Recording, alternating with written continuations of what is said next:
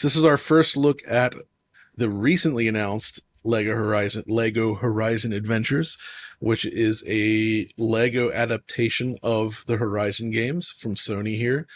And we thought it looked pretty good when it was revealed on PlayStation 5, because unlike the Traveler's Tales games, this does actually fully embrace the Lego aesthetic, with the entire world now being built up of such Lego bricks. But that game was an Unreal Engine 5 game that takes advantage of things such as Lumen, which obviously the Switch would not be capable of in any sort of reasonable fashion, I would say. And thus, when it was announced that it was coming to Switch, we were waiting to see exactly this footage. And I think the result is a lot more impressive and visually striking than any of us realistically expected, wouldn't you say? The overall visual impression of it, I'd say, is that it actually does look quite similar. It's just less polished in a lot of respects, right? So if you look at, like, just starting out kind of with the lighting, right? You look at the reflections. And here, you don't have that SDF reflection of the world underneath the SSR like you do with Lumen. I think they're probably looking at software Lumen in the PS5 version. Here, you just have SSR, so you get obvious SSR occlusion to the side of the screen, and anything that's off screen, right, not represented in screen space, is just not going to show reflective detail, right, in the reflections. But I think it's still a win for the Switch, because SSR is still showing you most of the reflective detail in the scene. Like, it's quite surprising. That's usually the first thing they drop in these Switch ports too. Yeah, it's not too common on Switch. And the results actually look pretty good. I agree. So the next thing is the shadows. So you're losing the pin sharp VSMs and then a soft penumbra as the shadows become more distant from the casting object. But in their place, it looks like we're getting conventional shadow maps, and they have a kind of clear cascade line roughly in the middle of the screen, about the 2/3 line. But I think the results look pretty fine here, and the isometric perspective probably gives them a bit more maybe freedom to have a little bit higher quality in the shadow maps, and doesn't have them, they're not shimmering around too much. They're cleaned up pretty nicely. Agreed. So that looks pretty good.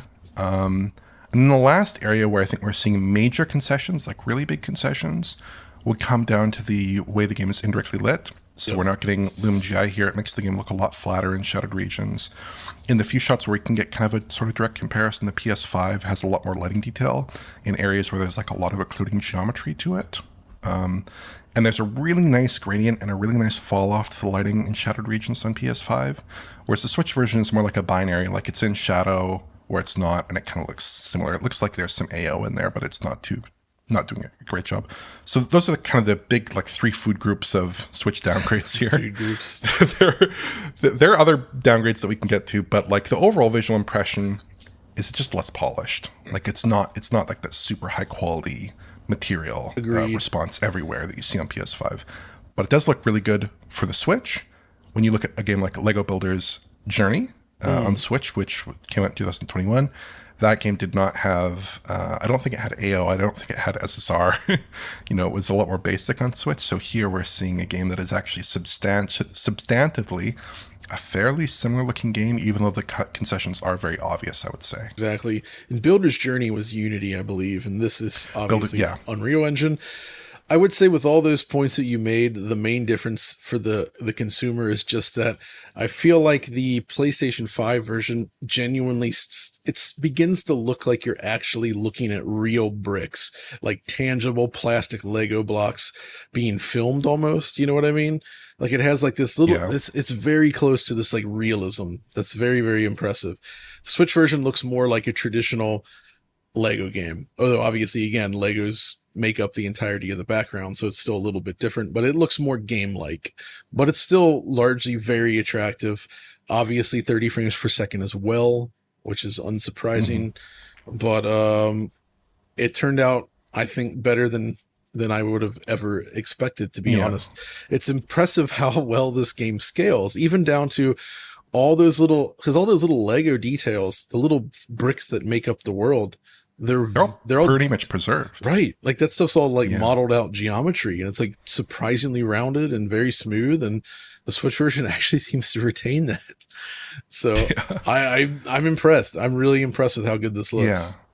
Obviously, they're not using nanite here. No. The models that we are seeing do look sufficiently dense, such that at the resolution that this footage is presumably being rendered at, I'm not actually seeing a gigantic difference in terms of the like legibility and in terms of that roundedness that you get to the fine materials. Agreed. Whereas, I mean, I'm sure at a high resolution we would see that exposed a little bit more. But here, it actually looks pretty good. And also, like, there are some other tweaks I noticed to the post-processing. So, for instance, there's no bokeh depth of field. The PS5 version uses that quite extensively, both in cutscenes, where its use is obvious, and also in gameplay. So, like, I noticed a section in a cauldron where there's pure black in both games off screen, but the PS5 version kind of blurs it out in a kind of tilt shift way, such that you don't really notice the fact that it's fading into pure black, where on Switch it looks a lot more stark. So there are elements of the visual presentation that I would expect are kind of designed for the higher end experience on PC and PS5. Won't scale quite as well to Switch, but for the most part, this seems like a very capable translation of a game like this to Switch. A lot better than I expected it to look. And I'm genuinely impressed with what they've managed to achieve here, especially relative to, like, I know the Lego Star Wars games, the 2022 one, I can't remember what it was called, but like the trilogy Lego Star Wars game did not run so well on Switch. Obviously, Builder's Journey was a little bit downgraded on Switch relative to this as well. So this is just really impressive, I think, what they're able to scale onto a system that's obviously just not capable of running UE5 in the way that we would expect normally. Man, that just got me thinking, like, there's been so many Lego Star Wars games over the year that I feel like we might actually have a trilogy of Lego Star Wars trilogy games at this point. I have to double check that because it sure feels like it. There's a lot, man. Yeah. But hey, we'll check this out when it hits. It says it's coming later this year. Very interested to see it.